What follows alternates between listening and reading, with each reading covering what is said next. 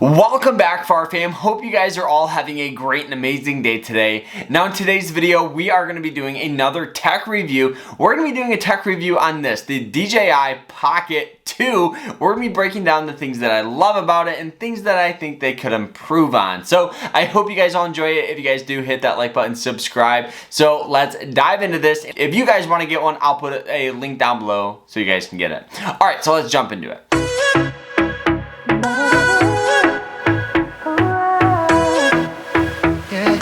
Alright, so for those of you that don't know what this camera is, this is a portable camera made by DJI. Now the reason why I got it is because it's super compact. On top of that, the stability on this thing is pretty solid comparing actually to my $1,000 camera, the Canon R50. Now, the reason I got it is because we travel, Lindsay and I travel a lot. And what I mean by a lot is anywhere from once a month to every other month, we're constantly going on flights and we're vlogging in public. So the difference between using something like this and using a big camera, honestly, is the big camera obviously gets better audio, it does get better visuals, but this, for a camera under $300 that you can fit in your pocket, gets great audio because you're talking so close to it, and it doesn't draw any attention to yourself. So I've used this going to Disney several times.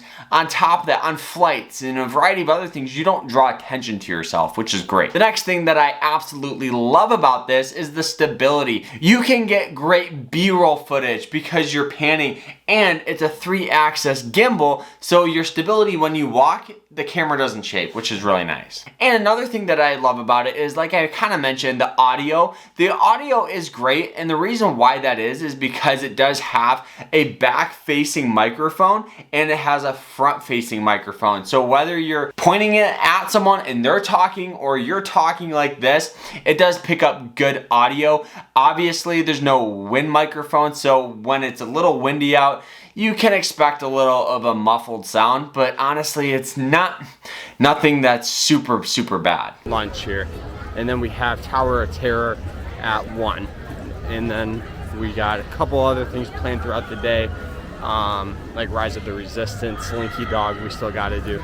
Those are like the main two we still have left. Another thing that I absolutely loved about this thing was obviously the price. For under $300, in my opinion, it has to be a must-have. You know, for a vlogger, for a travel vlogger, or for people that just want to film their family, you know, not draw attention to yourself, this is a great option. And on top of that, you can get other things like an external battery, you can get Bluetooth microphones that attach to this, so there is a lot of accessibilities you can get with this, but honestly, I've only used just this. Another thing that's great is it does come with this, which is like a hard protective case, and everything kind of all snaps in, so you can put it in your pocket, you can drop it, and you really don't have to worry about it. All right, now let's talk about some of the cons when it comes to the DJI Pocket 2. The first thing I don't like about it is it takes a minute to load up.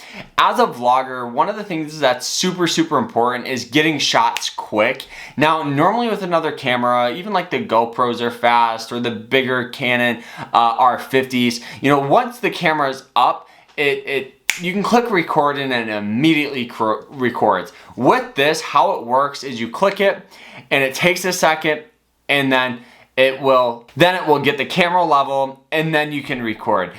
It just takes a little bit of some time. On top of that, I'm constantly clicking the wrong buttons, so you gotta double tap to face it this way, and then to face it the other way, you gotta double tap. Instead of just instantly turning like this, I kinda like having this camera, but it's just a little slower for my vlogs, which in the grand scheme of things, it's not that big of a deal. It just takes a little longer to record, and you could possibly miss shots. The next thing that I don't like about this camera is there's no external battery. Now, for my vlogs and our vacations, we're constantly filming, and the issue is I can't just take a battery out and put it in. I actually have to charge the camera, which I know it might not seem like a big deal, but when you're on vacation in Disney or Jamaica and you're traveling, the last thing you want to do is be on an excursion and plug your camera in and you gotta sit there and wait for it to charge.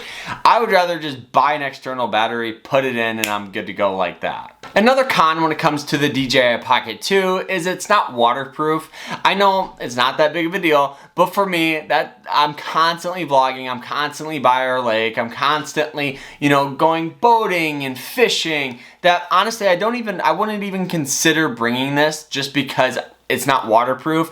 And it's not waterproof so much that you can even see the port where the SD card goes in. There's no cover for it. I do wish there was a little cover for it just because it would give you a little more water resistance. This thing is not waterproof. Wouldn't recommend it by the water at all. But that was pretty much all the main cons when it comes to the DJI Pocket 2. Overall, it's a great camera. I would highly recommend it. And at the end of the video, I will put some real test footage when we took it on our most recent trip. But I hope you guys enjoyed this video. I hope you guys learned something. But we'll see you guys tomorrow in the next one. Remember to stay happy, stay positive, and we'll see you later. Take care. We have Jesse, the dinosaur. We have Toy Story Mania. We have all of these little cool guys. We had the Slinky dog riding past us. One thing about this